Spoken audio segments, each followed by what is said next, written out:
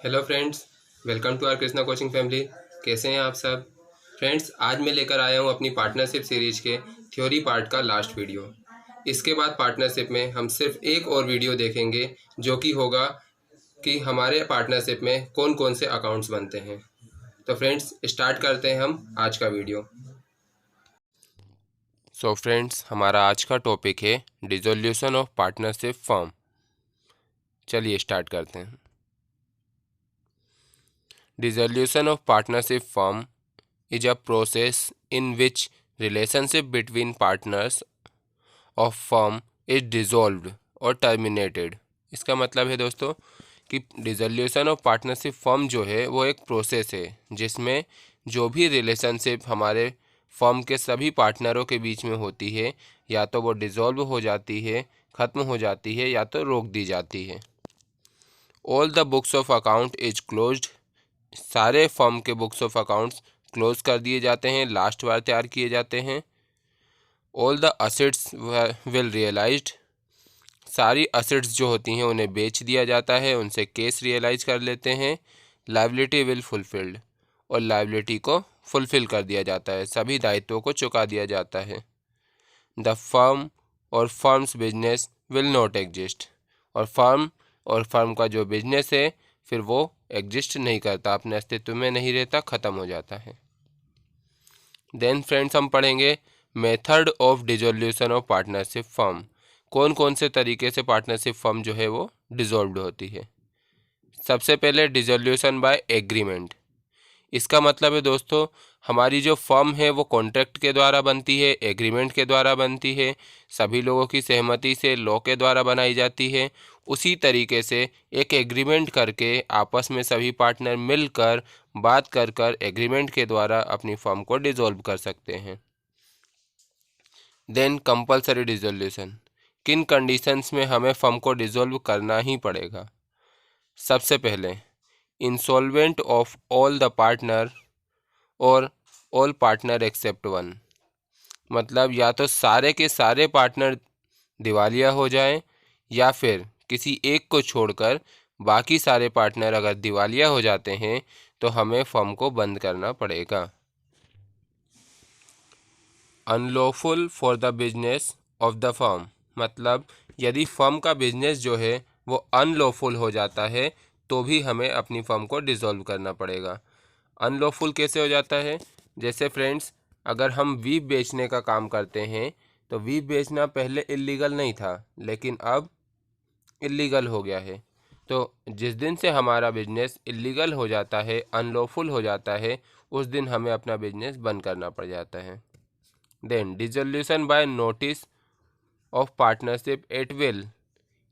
मतलब कोई भी पार्टनर या फिर सभी पार्टनर चाहते हैं अपनी फर्म को डिसॉल्व करना तो वो एक लीगल और रिटन नोटिस देकर अपनी फर्म को डिसॉल्व कर सकते हैं। Then dissolution on contingency. इसका फर्स्ट पॉइंट है A, the death of a partner. यदि किसी पार्टनर की डेथ हो जाती है तो भी हमें अपनी फर्म को बंद करना पड़ेगा। Then the insolvency of a partner. यदि कोई एक पार्टनर इंसॉल्वेंट हो जाता है तो भी हमें बंद करना पड़ेगा। The retirement of a partner. यदि कोई पार्टनर फर्म छोड़कर चला जाता है तो भी हमें अपनी फर्म को बंद करना पड़ेगा। हमने पढ़ा है कि इन सभी केस में हम फर्म चालू भी रख सकते हैं, लेकिन वो तब होता है जब हमने एग्रीमेंट किया हो, जब हमने डीड बनाई हो तब। और लॉ के द्वारा यदि डीड ना बनी हो तो हमें फर्म बंद करनी पड़ती है। Then the completion of the adventure.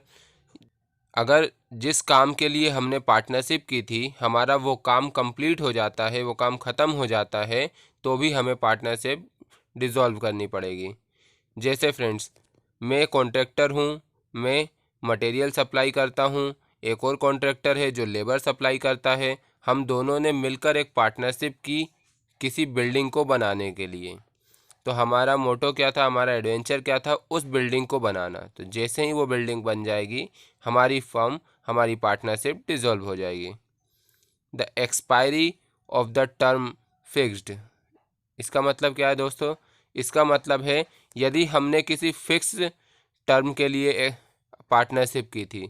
जैसे कि हमारी डीड में लिखा था कि हम 5 साल के लिए पार्टनरशिप कर रहे हैं, तो जैसे ही 5 साल ख़त्म होते हैं हमारी फर्म डिसॉल्व हो जाएगी।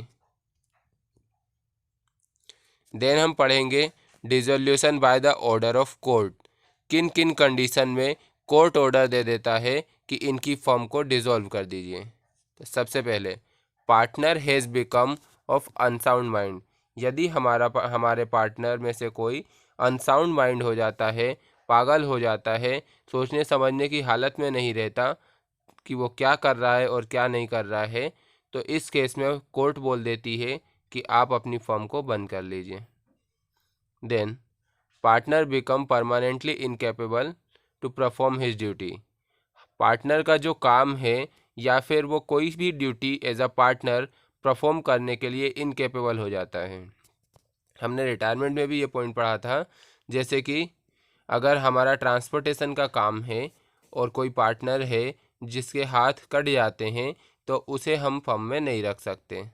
देन यदि हमारी म्यूजिक कंपनी है और हमारे सिंगर में से कोई का गला ख़राब हो जाता है या कि वो गूंगा हो जाता है, तो भी हमें उसे फर्म से निकालना पड़ेगा।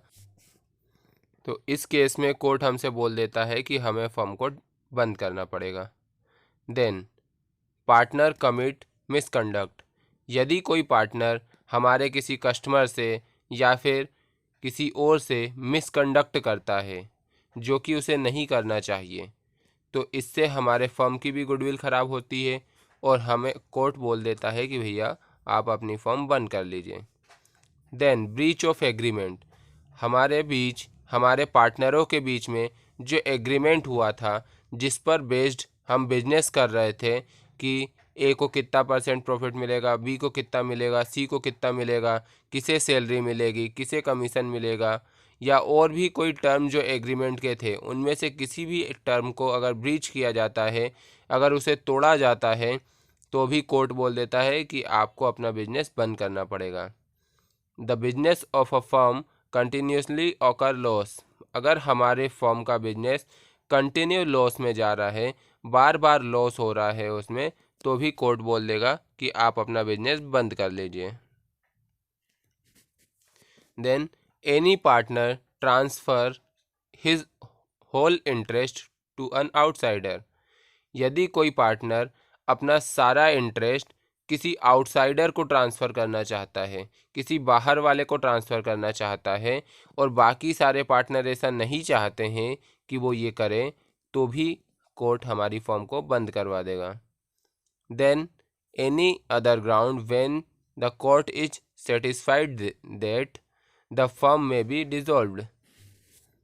और भी किसी कारण से यदि कोर्ट को लगता है कि ये फर्म डिसॉल्व हो जानी चाहिए या फिर ये फर्म आगे नहीं चलनी चाहिए, तो वो हमारी फर्म को डिसॉल्व कर सकता है। सो फ्रेंड्स, कैसी लगी आपको हमारी आज की वीडियो, मुझे कमेंट बॉक्स में बताइए। फ्रेंड्स, इस वीडियो को ज़्यादा से ज़्यादा शेयर कीजिए ताकि आपके दोस्तों को भी हमारी फ्री क्लासेस का फ़ायदा मिले। इसे लाइक करिए और प्लीज़ चैनल को सब्सक्राइब करना ना भूलें। फ्रेंड्स, ये हमारी थ्योरी पार्ट का लास्ट वीडियो था। अगर आप लोग सम्स भी चाहते हैं तो आप मुझे कमेंट करके बताइए, और 3 मई के बाद हम अपने सम्स को कंटिन्यू करेंगे, क्योंकि बहुत सारे स्टूडेंट्स के पास जो कि अभी अभी 12वीं में आए हैं, उनके पास अभी बुक्स अवेलेबल नहीं हैं। तो 3 मई के बाद जब लॉकडाउन खुलेगा तो हम अपनी न्यूमेरिकल्स पार्ट पर भी वीडियो बनाएंगे। धन्यवाद।